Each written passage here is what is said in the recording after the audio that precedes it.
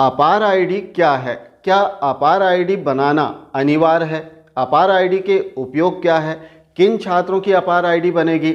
और यदि अपार आईडी नहीं बनाते हैं तो क्या होगा? और यदि अपार आईडी बनाना है तो किस प्रकार से बनना है और किन छात्रों की अपार आईडी बनाई जाएगी? ऐसे बहुत सारे सवाल हैं जो कि हमारे दिमाग में दौड़ रहे हैं, क्योंकि एक नया काम हमारे बीच में आया है जो हमें करना है, और वो है छात्रों की अपार आईडी बनाना। आखिर अपार आईडी क्या है? तो इसे हम सामान्य शब्दों में समझने का प्रयास करेंगे। जैसे अपार आईडी का यदि फुल फॉर्म हम समझें तो automated permanent academic account registry. जैसे नाम से स्पष्ट हो रहा है कि छात्र का कोई अकाउंट बन रहा है, ऐसा अकाउंट जो कि डिजिटल है, जिसमें छात्र की सारी शैक्षिक गतिविधि संधारित रहे। अब अपार आईडी जो है वो डिजी लॉकर में सेव रहेगी, अपडेट रहेगी। जैसे कि आपको पता है कि भारत सरकार के द्वारा डिजी लॉकर लॉन्च किया गया है, जिसमें भारत के जितने भी नागरिक हैं वे अपने दस्तावेज रख सकते हैं, और डिजी लॉकर में जो दस्तावेज हैं वे सेम उसी तरह से मान होंगे जैसे आपके ओरिजिनल दस्तावेज होते हैं, क्योंकि डिजी लॉकर में जो दस्तावेज संधारित किए जाते हैं वो वेरीफाइड होते हैं डिजी लॉकर के द्वारा, भारत सरकार के द्वारा। तो इसे ऑल ओवर इंडिया में मान्य किया जाता है। सेम इसी तरह से छात्रों का जो अपार आईडी है वो जनरेट होगी और अपार आईडी डिजी लॉकर में संधारित की जाएगी, जिसमें छात्र की संपूर्ण शैक्षिक गतिविधियां संधारित रहेगी, जिसमें छात्रों की डिग्री है, डिप्लोमा है, या फिर छात्र किसी राज्य स्तर की या फिर राष्ट्रीय स्तर की कोई प्रतियोगिता में भाग लिया है और इसमें उसे सफलता मिली है, तो वो सभी कुछ जानकारी आपकी अपार आईडी में सेव रहेगी,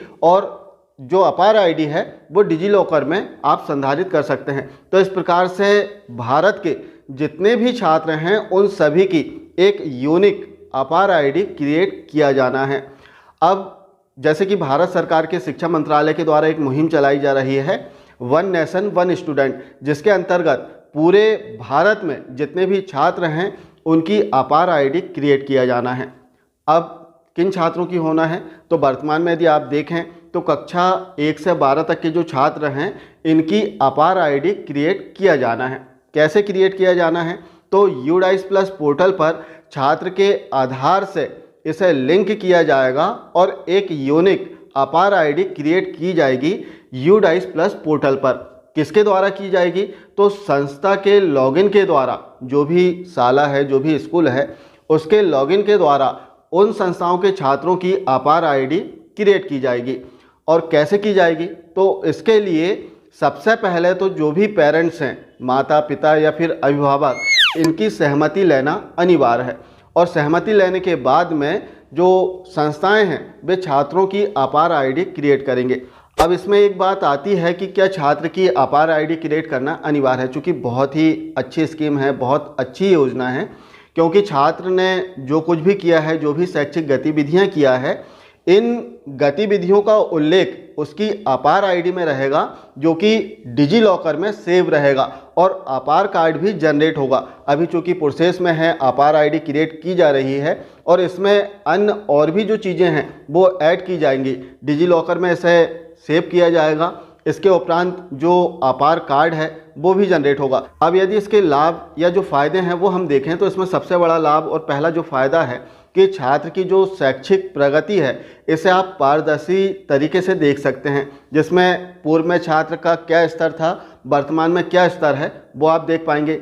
इसके अतिरिक्त छात्र ने क्या क्या गतिविधियों में भाग लिया है, किन गतिविधियों में सफलता मिली है, किस स्तर तक छात्र गया है, उसकी डिग्री क्या है, डिप्लोमा क्या है, वो सभी कुछ आपको अपार आईडी में देखने के लिए मिल जाएगा। दूसरा, यदि हम देखें तो यदि छात्र जैसे एक संस्था से दूसरे संस्था में छात्र जाता है तो इसमें काफ़ी कुछ प्रोसेस करना पड़ता है, लेकिन अपार आईडी आ जाने के उपरांत एक संस्था से दूसरे संस्था में छात्रों का जाना बहुत ही आसान हो जाएगा।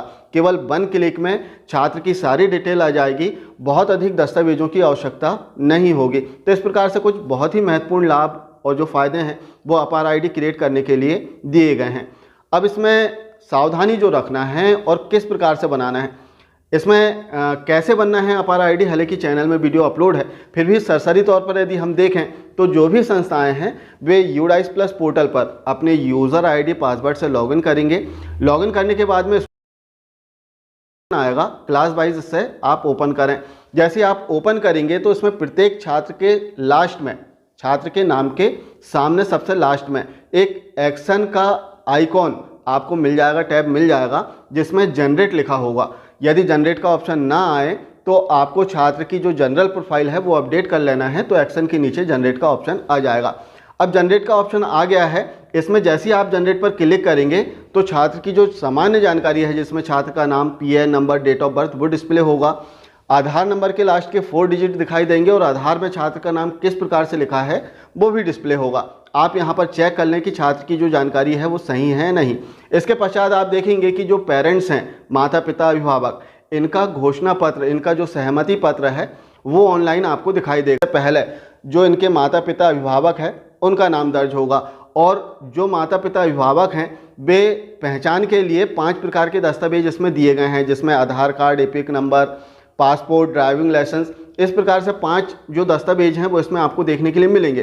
पालक जो भी दस्तावेज देता है अपना, वो आप इसमें सेलेक्ट करें, और पालक का यदि आधार नंबर उसने दिया है तो आधार नंबर जो क्रमांक है वो आप यहाँ पर फिल करेंगे आगे, और सबसे लास्ट में आपको स्थान लिखना है, डेट सेलेक्ट करना है, और सबसे अंत में प्रधान पाठक, संस्था प्रमुख, प्रिंसिपल जो भी होंगे उस संस्था के, उनका नाम ऑटोमेटिक इसमें फीड मिलेगा।